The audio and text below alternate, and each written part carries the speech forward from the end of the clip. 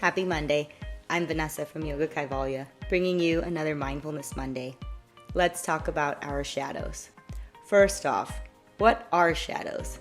A typical definition of shadows, our shadows in particular, are the parts of ourselves that are difficult to accept.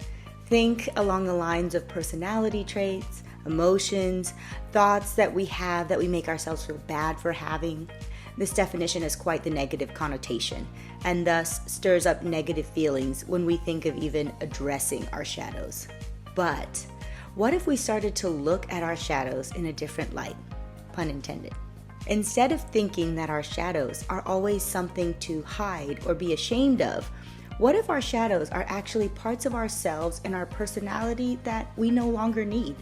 Perhaps these shadows were a part of us at one time, and these parts served and protected us. For example, I used to have a major fear of confrontation and rejection. And when faced with a potential situation involving friends, family, or significant others, I would shut down and pull away from those relationships. That major withdrawal was something that I needed to work on and grow from in order to have stronger and longer lasting relationships. My communication was terrible. When I think back to my previous self, I'm a little embarrassed because that's not who I am anymore. I know that shadow trait might have protected me in the past, but I no longer need it. And rather than just kicking it out of my life forever, I've thanked it for its service, I've made peace with it, and I've chosen to grow from it and let it leave on its own.